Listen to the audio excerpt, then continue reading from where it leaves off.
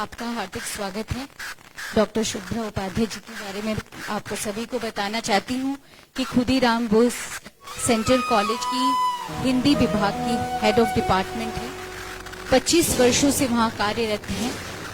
BA और MA में इन्होंने ये गोल्ड मेडल मिला था और अनेकानेक सम्मान से ठीक है। हमारे चरम उत्कर्ष की भाषा हिंदी भाषा ही हमारी वह भाषा है जिसमें हम अपने व्यक्तित्व का संपूर्ण विकास कर सकते हैं।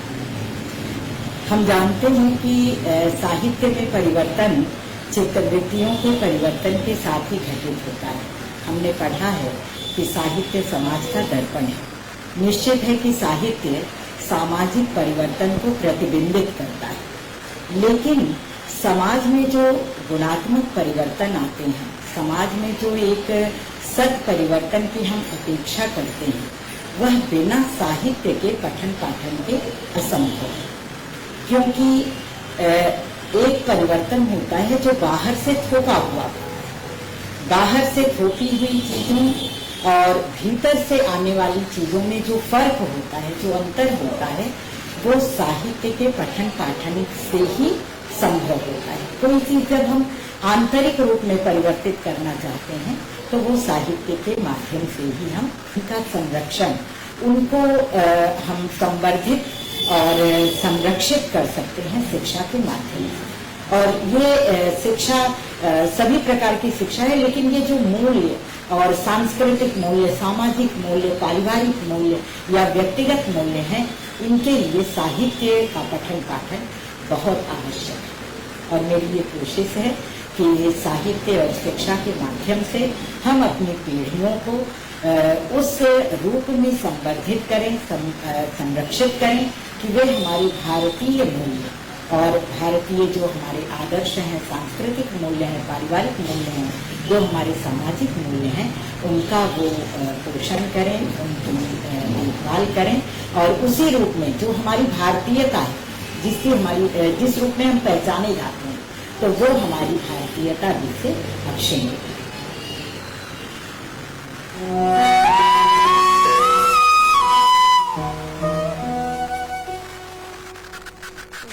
इन्हें अनेकानेक सम्मानों से सम्मानित किया गया है। त्रिवेणी साहित्य सम्मान, नारायणी साहित्य सम्मान, राष्ट्रीय साहित्य सम्मान। इसके साथ साथ इन्हें अनेकानेक सम्मान से समय समय पर सम्मानित किया गया है। कोलकाता विश्वविद्यालय में ये सेंटर इंचार्ज भी रही हैं। पेपर सेटर, मॉडरेटर और इवोल्यूटर के रूप में भी ये बहुत ही सफलता से कार्य करती रही हैं। और अभी तत्काल इन्होंने बंगला साहित्य को हिंदी में अनुदित भी किया है बड़ी ही सफलता से। तो दीदी, आपका हार्दिक स्वागत है इस अवार्ड में। और ये अवार्ड देने जा रही हैं नीता अनामिका जी। आप आए मंच पर। नीता अनामिका, डॉक्टर गीता दुबे जी, संजय जायसवाल जी, आप मंच पर आए।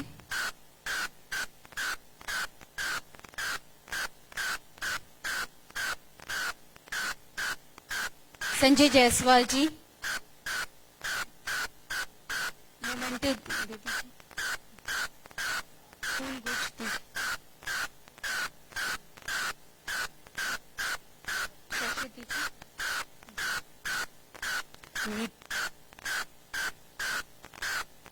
नीता अनामिका जी, सभी प्लीज हाथ ताली बजाएं उनके सम्मान में। बीए और एमए में इन्हें गोल्ड मेडल दिया गया था अधिकाधिक मार्क्स अर्जित करने के लिए। और आज ये खुदीराम बोस सेंट्रल कॉलेज में हेड ऑफ डिपार्टमेंट प्रिंसिपल के रूप में कार्यरत हैं।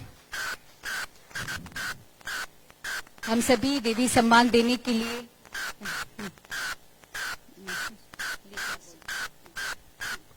मैं चाहूंगी कि डॉक्टर सत्या तिवारी जी भी यहाँ आए और सम्मान में सम्मिलित हुए।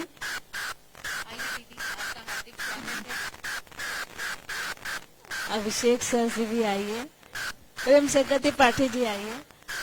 अरे अरे आप लोग के बिना ये सम्मान अधूरा है, तो आप लोग सभी मिल के दे रहे हैं।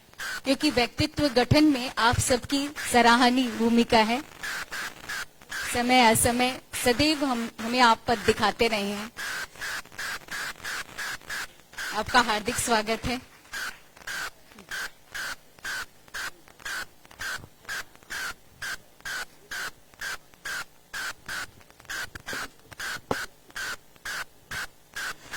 और जिस तरीके से आज हमारी खूबसूरत सी करेजियस और बड़ी दमदार देवी नारी का सम्मान हमने किया है, उनकी शान में, उनके शौकत में थोड़ी तालियां जोरदार होनी चाहिए। Ladies and gentlemen, put your hands together.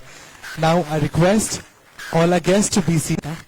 नमस्तस्यै नमस्तस्यै नमस्तस्यै नमो नमः।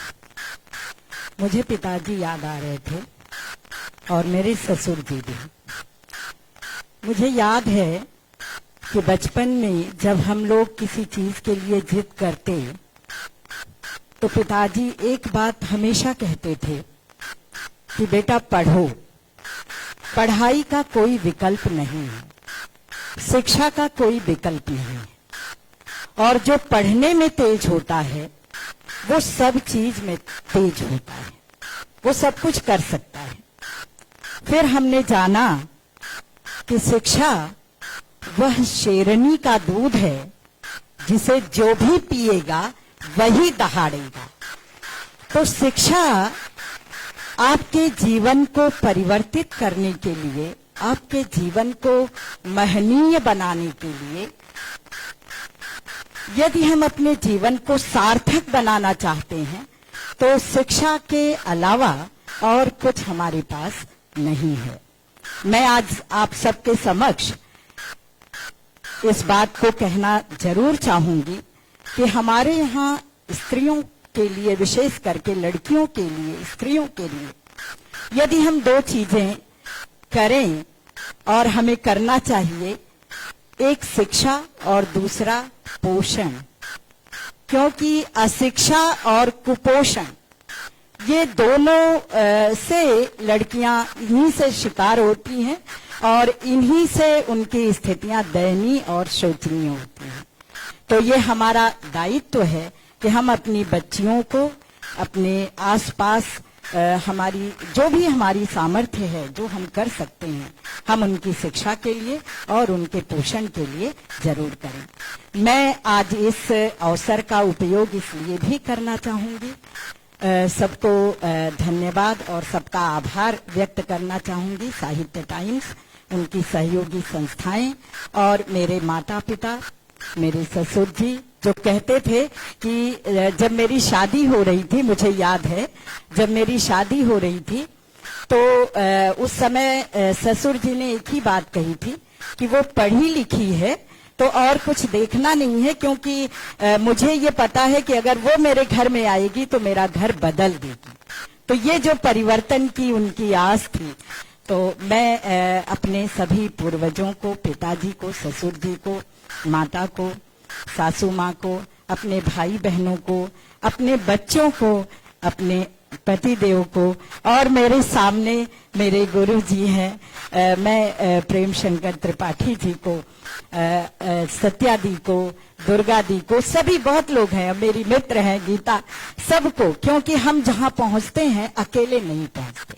कोई भी सफर, कोई भी यात्रा अकेले नहीं होती, प्रत्यक्ष या अप्रत्यक्ष सबका उसमें सहयोग होता है। तो मैं उन सभी सहयोगियों के प्रति जिन्होंने मेरी इस यात्रा में मुझे रंच मात्र भी सहयोग किया है, मैं अपना आभार व्यक्त करती हूँ और उस सर्वशक्तिमान मातृशक्ति के प्रति भी नमन हूँ।